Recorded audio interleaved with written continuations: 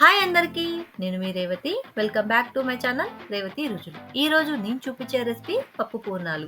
ఈ శ్రావణ మాసంలో అమ్మవారికి ఎంతో ప్రీతికరమైన నైవేద్యంలో ఇది ఒకటిగా పరిగణించవచ్చు. ముందుగా దీనికోసం 1/2 kg పప్పుని తీసుకొని శనగపప్పుని ఇలా వాటర్ పోసి 1/2 అవర్ పాటు నానబెట్టుకోవాలి.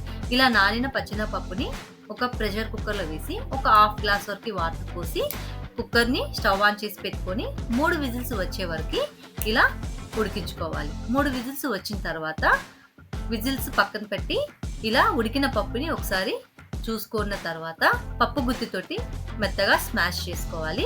ఇక్కడ మనం పప్పు పూర్ణాలు చేస్తున్నాం కాబట్టి పప్పు మరీ మెత్తగా రుబ్బుకోని అవసరం లేదండి, కచ్చా పచ్చాగా ఉంటే సరిపోతుంది. ఇప్పుడు స్టవ్ ఆన్ చేసి ఒక బౌల్ పెట్టుకొని ఇక్కడ నేను 800 గ్రామ్స్ వరకు తెల్ల బెల్లాన్ని తీసుకున్నాను. ఒక 1/2 టీ గ్లాసు వాటర్ పోసి 2 స్పూన్స్ వరకు యాలకుల పొడి వేసాను. ఇది మొత్తంగా మనకు పాకం వచ్చే వరకు ఉడికించుకోవాలి. ఇలా కొద్దిగా పాకం వస్తున్న టైంలోనే మనం ముందుగా సిద్ధం చేసుకొని పెట్టుకున్నటువంటి పప్పుని మొత్తం కూడా ఈ మిశ్రమంలో వేసుకొని బాగా కలుపుకోవాలి.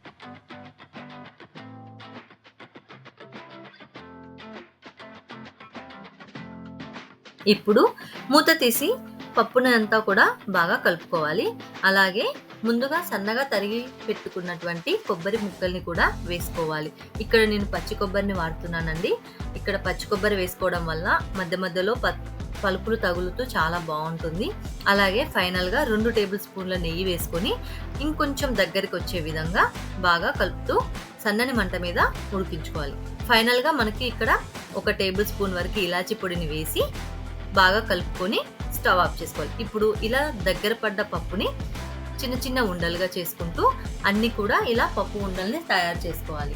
ఇప్పుడు ఫైనల్గా ముందుగా తయారు చేసి పెట్టుకున్నటువంటి దోశ పిండిలో మనం ముంచి ఈ బాల్స్ అన్నిటిని కూడా డీప్ ఫ్రైకి సరిపడా ఆయిల్ పోసి స్టవ్ ఆన్ చేసుకొని ఒక్కొక్కటి ఉండలుగా వేసుకుంటూ ఉండాలి. ఇక్కడ చూడండి నేను ఎలా కలుపుతున్నానో, ప్రతిదీ ఫుల్గా కోటెడ్ అయ్యే విధంగా తీసుకుంటూ వేసుకున్నట్లయితే మనకి పూర్ణం అనేది చాలా చక్కగా ఎక్కడ పప్పు బయటికి రాకుండా వస్తూ ఉంటుంది. కాబట్టి ఇలా దూరంగా వేసుకొని సన్నని మంట మీద గోల్డెన్ బ్రౌన్ కలర్ వచ్చే విధంగా వేయించుకోవాలి.